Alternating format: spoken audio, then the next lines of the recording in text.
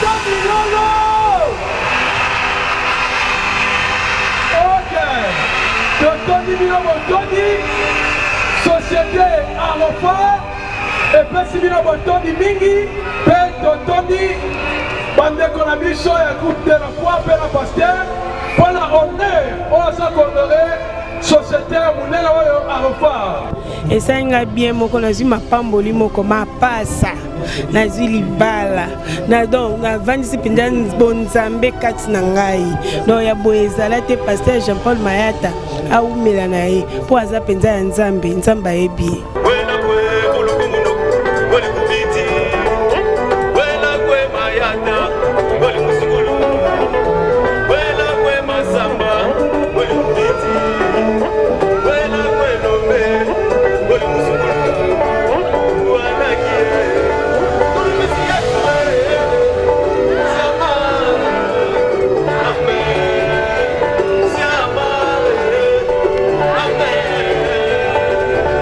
Nzambe atomboli moko na nzela ya théâtre Jean-Paul Mayata eza grâce epesa esengo mpona biso lelo bato baya kondimela Jésus-Christ à travers théâtre ce que bato bafingaki biso bato ya théâtre bakozongisa biso na raison ntango Nzambe koki nde a utilisé théâtre comme canal d'évangélisation.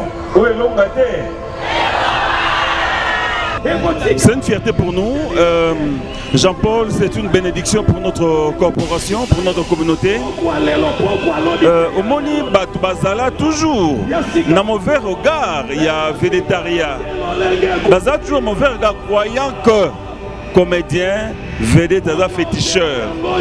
Mais Maya Taza Lokola a dédouané Bisso de sorte que il y a là qu'ici na grandeur nango Oyu Tozali.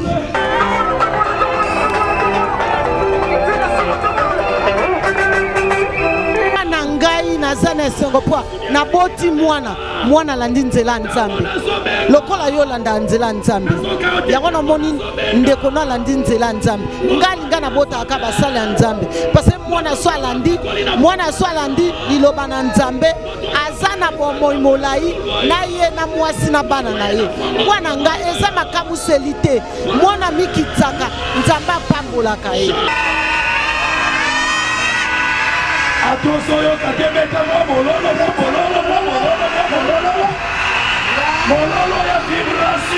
Awa filmé za kitoko makasi nzomo moyo ya ko exprimer te po eza malamu nda tozoloko ta papier elengi ya Congo Glodidi asika la mignonne la mignonne Tracy Mbelenga bro Tracy Mbelenga bro kata.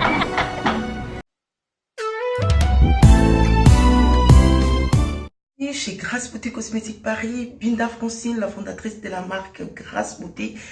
Vous avez constaté depuis hier, vous avez reçu des messages sur votre WhatsApp. Grâce Beauté a changé de numéro de téléphone. Oui, Grâce Beauté a changé de numéro de téléphone pour mieux vous servir. Toute notre équipe s'y mobilise. Donc voilà, nous avons changé notre numéro WhatsApp. Le numéro d'avant, c'était uniquement WhatsApp. Maintenant, vous pouvez aussi nous appeler en appel normal. Surtout, ne vous inquiétez pas, nos clients, donc clientes, partout dans le monde, c'est toujours Grâce Beauté Cosmétique Paris au service de votre peau. Vous pouvez nous contacter sur notre numéro WhatsApp au 006 23 22 60 et 13. 60 et 13. Voilà. Pour ce pas la biso, à la solution là, au bangate. Donc, maman, utiliser des produits, il y a des hydroquinone, des javel, des tubes, des sulfate. Au bangate, dernière chance, il y a pour son ayo, et ça, la Grâce Beauté. Tout ça, là, des produits naturels, à base de fruits, pour réparer les poissons. Papa, bobo sanate, pour mandef, ou réparer, agapé, bouton ya mandef, maman, toza wana. Pour arranger poso, pour couper sa uniformité, que l'on le bandoute, que l'on le tâche. Donc, vous avez la bienvenue dans la Grâce Beauté. Wow!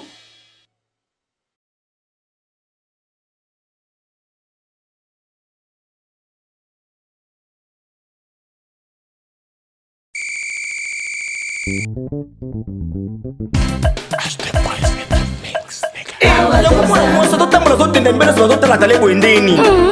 bol pe ko craquer makasi weko mutoni ngisanga na bopete ça ya mado ngadasha ese mado te ya mado baki na salelaka pomade awa toza nasalelaka yango mpona kovimbisa base na nga mpe poitrine na ngai ekimo mwasi mobali ameka mpe akangama Tantine, esprise, on dit esquisse. Et bongo biso bato oyo bilogi ekoma biso lokola nsima ya gorille batashe epai nasalela nini. Ok, yo okosalela gel de bave d'escargot okoaplike yango seulement na elongi na yo pendant quelques jours batashe nyonso mpe ekosila yo. Merci mama. eti oyo ezali crème awatoza au sel de la mer morte ezali mpona bato nyonso tu mwasi mobali ozala pembe to moyindo yango ekoajuste juste teinture na yo ezala milboron tirano cremeye na pomade awatoza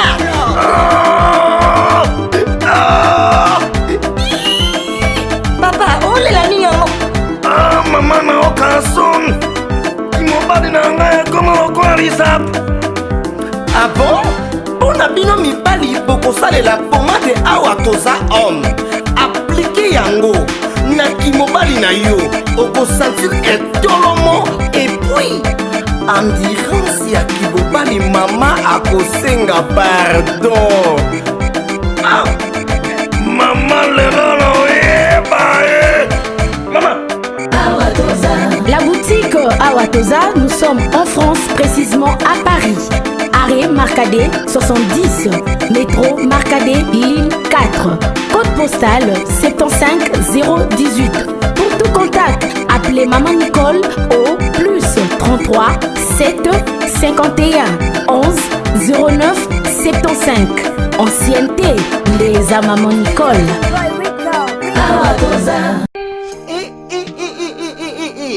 Pona kotinda bakoli na bino na Kinshasa pe na Congo Brazzaville makambo ya kotambola tambola na bakoli na ba agence Silier.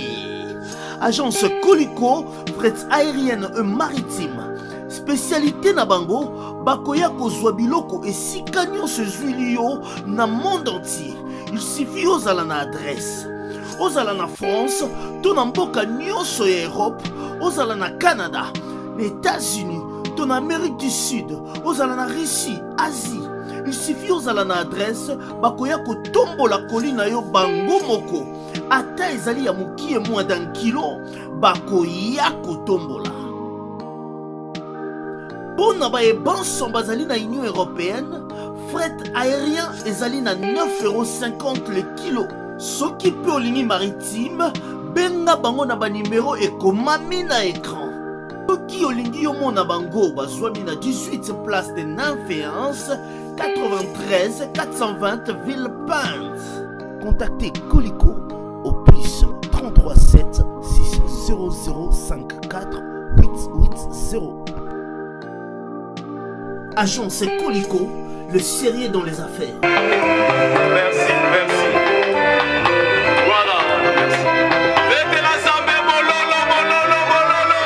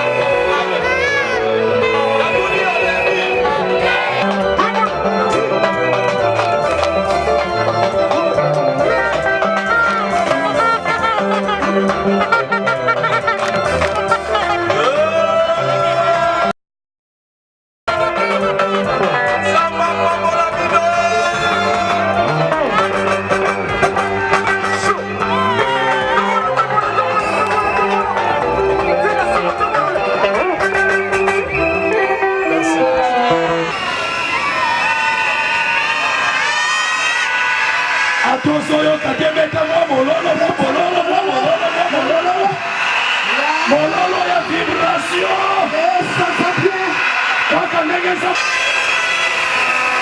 Merci beaucoup. Merci beaucoup. Zamba Pambola Papa. La été, Tozomba qui l'énergie naïe. Autant Morozomba. Maramoko, Tofobola, Lole Fogwama. Tous oignons souhaiteraient des dépôts ensemble. Avec beaucoup de respect, nous avons quelques membres du groupe Salongo. Bazoleka, quelques membres du groupe Salongo. Baleki Bangonyoso. On va remettre groupe Salongo Bazoleka, groupe Salongo. Bandekonyoso, groupe Salongo Bazoleka. Merci.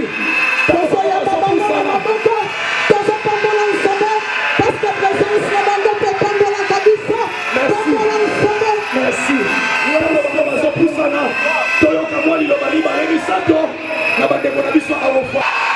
Beta Milolo ya kamuto pembeni na yo. Beta Milolo. Ok. Totoni Milolo Toni. Société Arofa. Et puis Milolo Toni Mingi. Pe Totoni. Bande Konabiso ya groupe de la foi. Pe la pasteur. Pour la honneur. Osa Kondore. Société Mounela Arofa. Depuis que Tozanaye. Nanzela na ye Nzambe azopambola société na biso ndenge azopambola biso ndenge pe pokwa lelo yo okobima wana mapamboli na yo topamboli nzambe papa tropele yango na yo na tropele na yo. Merci beaucoup tozokoma vraiment na programme na biso papa Joseph tokomi na étape nini tolingi tolibere mosali ya Nzambe avec beaucoup de respect l'homme de Dieu avec Bokita Bopema et l'ongo na Karim. Merci protocole accompagné papa. Merci beaucoup papa na biso groupe Salongo bapusali boyekola pambola bango tosali appel na pasteur Herbi azoleka liboso awa yenda orienté bandeko na biso groupe Salongo lolenge ni bako remettre quelques trophées comment quelques brevets de mérite na ba membre ya tout théâtral les bons. Ndeko Jipe Massamba producteur bonjour. Bonjour ndeko nanga Mathieu bonche. Tomoni un événement ya pasteur de la foi et ça lui au bonita ngomona bato belé bo batondi pona okumisa nkolo. Mais la première fois ndeko bonche o za 6e édition maata c'est moi alors retourner ngai tomoni awa. Ngai no tele parce que wana c'est momo wana li passe na ngado nganya na ko tele lo awa. Et ça lui au boni. Nzamba za lokumu parce que mam otu nzamba akota na kati et choix raté. Talaka me tuluku ya batu bo match ebeta malelo ali pas mais to yebne belé et tuluku ya batu poto kumisa nzambe c'est pas une messe à boire. Ba na nzambe msu batikali na bandako message no opesa ba. Ba raté. Fallait bazala o batikali pena ba raté. Fandi bazala. Merci beaucoup. Merci. Bijou la reine Mbote. Mbote. Tomoni awa na 6e édition ya à cause de la foi ya pasteur de la foi et salut boni. Et ça nga bien moko na zuma pamboli moko ma pasa na zili bala na donc na vandisi pinda bonzambe kati na ngai donc ya boezala te pasteur Jean-Paul Mayata aumela na ye po aza penza ya nzamba ebi. Tango mona eboye bato ebele balobi pasteur yaza mutu asala pe ba théâtre mais komona bato ebele boye nzambe pa azosala yo za artère toza bato esa roboni esala nga kitoko esala nga esengo esala nga bien parce que nzambe nda tindela biso na kati ya mosala na biso théâtre parce que bato ebele na nzela na ye babongo na mitema bato ebele bayoka ba conseil na ye ba mateya na ye donc na bikuteloni na okolo banzambe penza aza kati penza ya pasteur de la foi. Merci beaucoup. Merci. Ndeko boni. Bien ndeko nanga. Na monyo lelo match ezobeta mame bo concentrer les makambo nzambe. Eza penani. Bon, eza vraiment esengo munene vraiment moi kambo nzambe na sali biso nzambe pas sali ba joueur ba beta bale. Nzambe peut permettre compétition na Coupe d'Afrique za la grâce nzambe. So nzambe te mais nous sengo sala mate. Désolé kabonia. Ah wa vraiment za kitoko makasi. Nzomo moyo ya ko exprimer te po eza malamu. Nzambe malamu makasi. Présence ya biso moni biso te présenter ba artiste comédien o ba mona na tizo présenter bango. Pe ba foule na suzo mona mingi va aller ba ke la match ba ndimiete ba ya ne sika pour louer Seigneur l'Éternel le bon Dieu notre créateur notre souverain o ya créa ki biso da mokili poto ko louer na sika ya les bons samaritains ba organiser ni na bango ya passer de la foi ya mo na bango ensemble okolo bani na pasteur Jean-Paul Mayata ya liboso vraiment nzambe apambola ye abatela ye apesa ye oyo azangi atombola groupe na ye atombola famille na ye atombola projet na ye nyonso azali na yango mpona mosala na ya nzambe ya mibale na kosenga na ye na baévénement ya boye oyo asali pourquoi pas akoki mpo kosala yango na uniquement baartiste comédien abengi soso mpe louange toyetaka na bibembe mpesa bafeti mpesa oyo ezali mesi monene yango vraiment oyo biso tokosanga bacomédien nyonso toye mpe tosali louange tosali bapri ya kafukafu eza mpe ya malamu mpenza voilà ona kopromete pa ya pasteur de la foi. Merci beaucoup. Merci bon ami. Aza mokonzi Yesu nde moto azokamba église oyo Yesu nde moto azoaccompagner pasteur Jean-Paul Mayata na mosala monene oyo akonfie ye. Gloire au Seigneur Jésus-Christ. Amen. Lokwa mpaka pesi ngai maloba tokoloba nini na occasion oyo epesami biso lelo yambo nyonso tokumisi nzambe mokeli ya likolo mpe ya se nzambe oyo apesa Jean-Paul Mayata likabo uta libumu ya mama apona ye ti ntango nga nzambe koki nde a utilisé théâtre comme canal d'évangélisation. Où est l'ongate? Lélo, pasteur de la foi, je peux l'avouer, mesdames et messieurs, Balingami Katsiankolo, Azali bénédiction pour le domaine de biso à théâtre. Pasteur Mayata, Tobe Tere Maboko Makasi Mingi, parce que l'élo na Gishasa est difficile. Un jeune à Téléma, Aza na makolo a Christ ou peut à Téléma. Na musala oyo papa kodia lobi eza pasi mingi. Kokumba végétarien eza mokumba munene eza kilo mingi. Il faut zala réellement au bengami na nzambe. Il faut zala réellement na foi pour olonga musala oyo. Végétarien et zangambo, ils a charge, mais à Kokiango, les lopons na biso nyonso aza bénédiction. Nanzela na ye, mateya malamu ezoleka.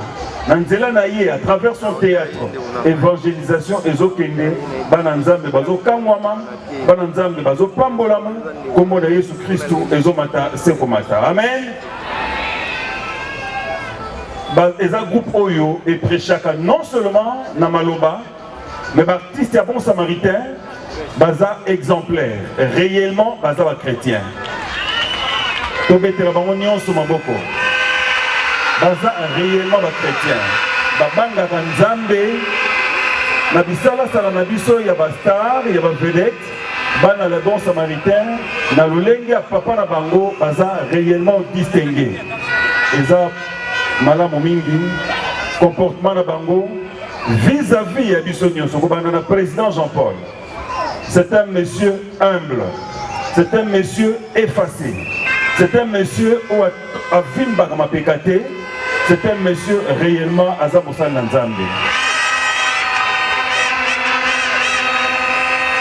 Kaka ndenge pasteur alobaki tozela te tolobaka bolamu ya moto tango tozali kosa cercueil mais tolo babolama moto tango azana bomoi ayebaki bakulutu wana bakolege wana baza na considération makasi na mosala asalaka biso ono ya groupe salon mobimba toza na respect mingi na pasteur Jean-Paul, toza na considération mingi na groupe les bons samaritains, toza na respect mingi na église obo sangani lelo tosangani longo puta tokomisa kolo Yesu Masia. Amen.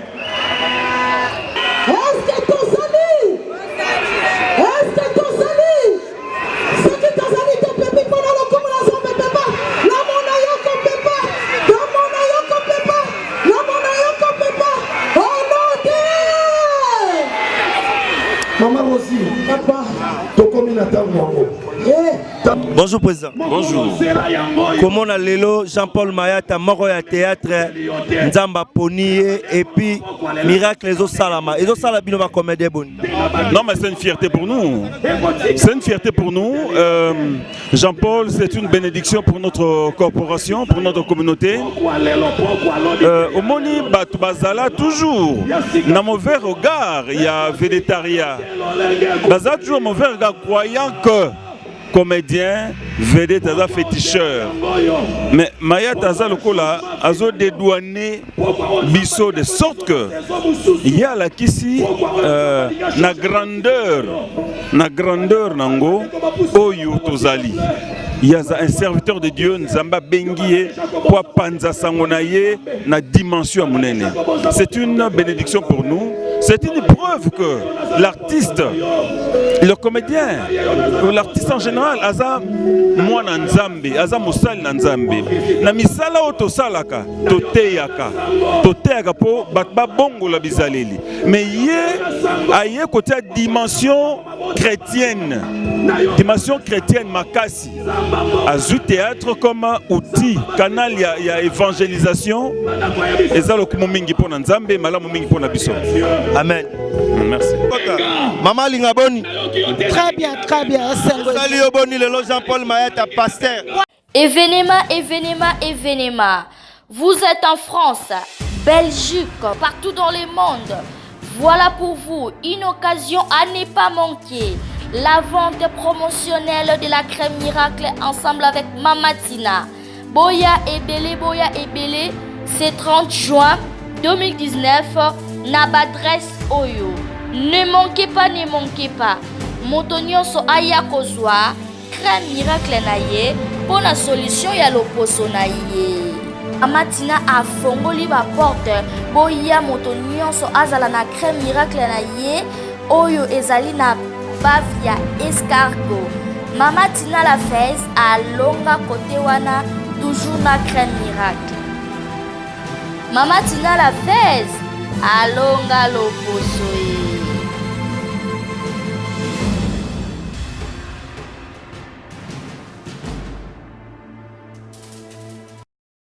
na ngai naza na esengo po naboti mwana landi nzela nzambe lokola yo landa nzela nzambe yango namoni ndeko na landi nzela nzambe ngalinga nabota aka basala ya nzambe parce que mwana so alandi liloba na nzambe aza na bomoi molai na ye na mwasi na bana na ye mwana nga eza makamuseli te mwana mikitsaka nzambe apambolaka ye. Merci.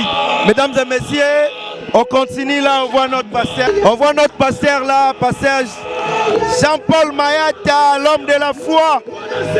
L'homme de la foi, celui-là. Donc, merci beaucoup. Nzambe Kumba Manayo, parce que Nyoso ya malamu ezali. Nzambe Oya Salaka. Tozo mona présence à Mosal Nzambe. Tozo mona présence à Mosal Nzambe.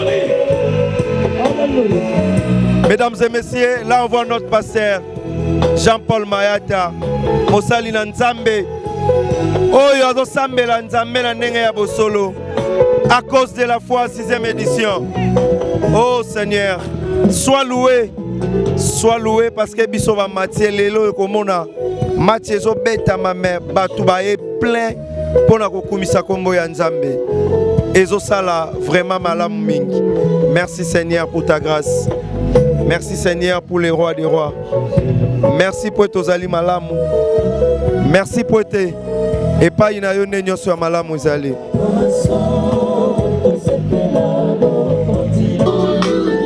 Ndeko Jani ezo sala boni makambo ezoleka boni. Ouais, makambo ezoleka très bien. Tozaki awa bamsu balalaki awa biso komena tongo déjà na tongo bato bazalaki ebele. On a rendu grâce à Dieu comme on a battu. Na moi ezaki lelo na via Kinshasa ya lelo muto atika ndaku nene langa oyo na tongo malile ze makasi.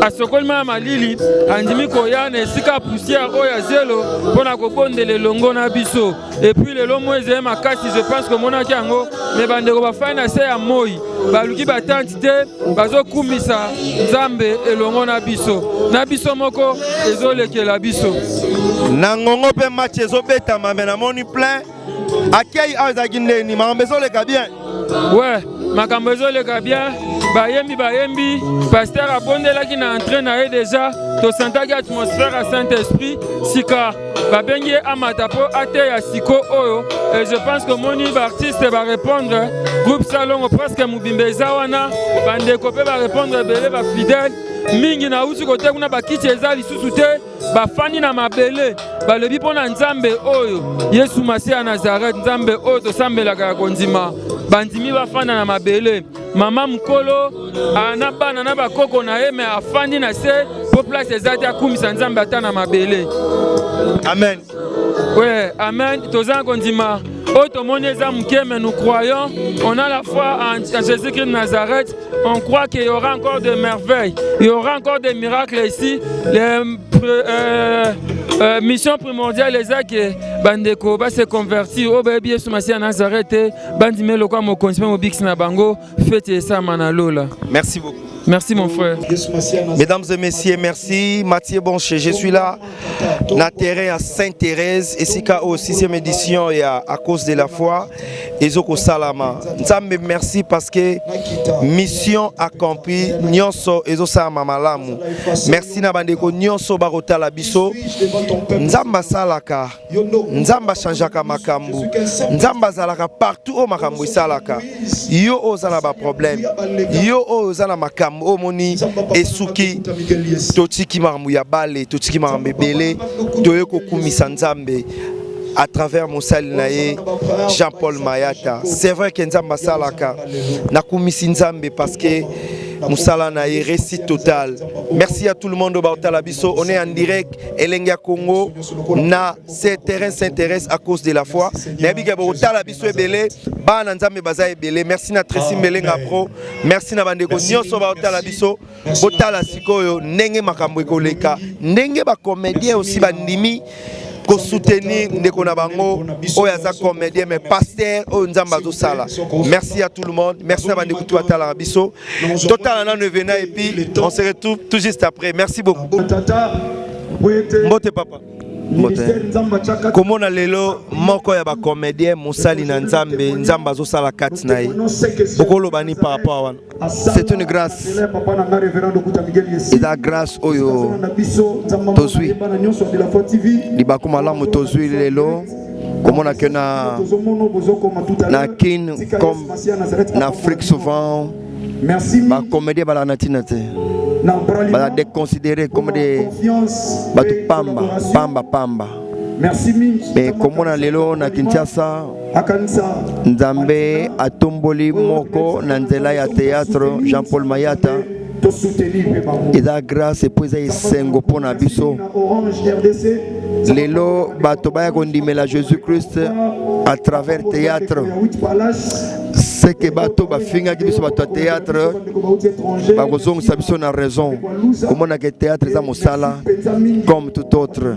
eza mosala kaka ya baidiote eza esengo komona sikoyo na théâtre wana bazobenda bato baya en Jésus-Christ baya kondimela Jésus-Christ car rare bien que nous avons eu des aventuriers bayaki na kombo ya Yesu bakoti théâtre mais basali ba aventure oui basali mais lelo moi toko beta tolo lelo na moko na biso Jean-Paul Mayata o lelo azo saila nzambe na busolo c'est une grâce pour na nzambe merci merci toujours na Sainte-Thérèse mesdames et messieurs donc ndeko boni oui malamu papa ezoleka boni à cause de la foi kitoko makasi plus que naza ona maloba loba donc kitoko modo impossible o penza édition mo penza succès ba édition nyonso soko loko koloba na passer à otala yo loba nini passer de la foi na pesa ka encouragement donc ebele vraiment nzambe a continuer ko mataka flèche zo matsawana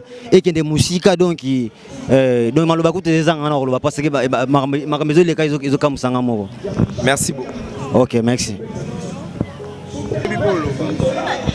ezoleka boni en tout cas nangolu na nzambe eleka malamu bana nzambe mosusu baye te batikalaki na bandako message noko oyebisa bango bon ya motuya oyo ezaki na koyo koloba oyo na koloba ezaka ke barate parce que ceux qui bayaki bango moko banga bazwa su ya motuya koleka ke oyo biso tokomemela bango.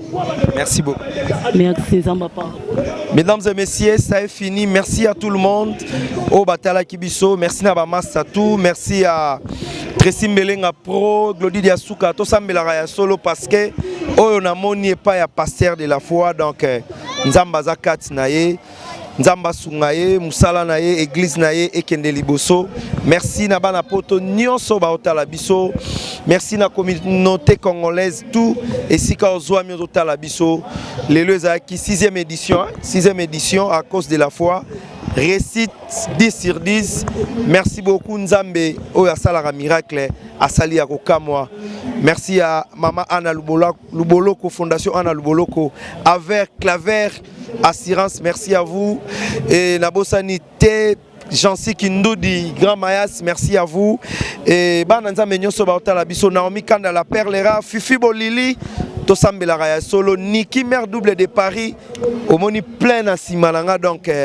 Ezaki Pena Moaete. Merci à Négonio Swatalibiso. Guilain Sako mon papa. Merci à Gloire. Diake c'est pourquoi pas Elengia Congo. Josué Diasuka. On se retrouve la semaine prochaine avec un nouveau numéro. Merci beaucoup. Les amis, regardez bien cet endroit. C'est le salon LTC, le meilleur de Bandal. À Bandol, c'est Paris. Il est situé sur l'avenue Kassavoubou, juste à l'entrée du bloc commercial. Oui les amis, au salon LTC, la main qui façonne les têtes des gens est une main experte. On s'y fait coiffer à tous les styles, l'afro comme l'européen. Et oui, ce coiffeur talentueux qui officie au salon LTC, c'est Fernando Mbaya, la garantie du traitement de vos cheveux. En plus, Fernando Mbaya est un expert en coiffure mixte. Chez lui, c'est le grand art, la coiffure haut de gamme. Au salon LTC, la coiffure est élevée au niveau supérieur. Aujourd'hui, le salon LTC reste la seule référence de la coiffure à Kinshasa. Et oui les gars, à l'unanimité, reconnaissons qu'il est le meilleur.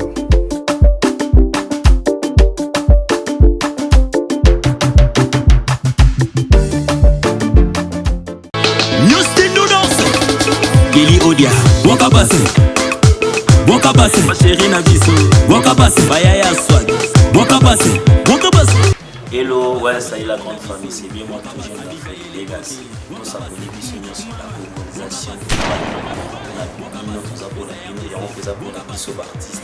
Les amis, nous pour la vie, nous avons fait la bisou, la colonisation. On va bien se battre là. Wani, donc Coco, tout ça là, on a Kutunganga, Napena Tungani, Seke Totungana, Alebisu, Baï Banzele, Bajona Lobby, Wakabase, bien important la colonisation. Wakabase, Wakabase, Wakabase, Lido VIP, Wakabase, Vanessa, Maloba, Pesaka Fechao, et Fechao, Ningisa Fechao, et Fechao, Ale Simbaka Fechao, et Fechao, Vamos dançar na traje, dançar na traje, dançar na traje, vamos dançar no rabo, dançar no rabo, dançar no rabo, Berton Tibala, Atomanga, na pena tomae, Seketo Tomana, ale bisou, bye. Papier, Elenga Congo, Glody Diasuka, la mignonne, hey, la mignonne, Tracy Melenga Pro, Tracy Melenga Pro, Kata.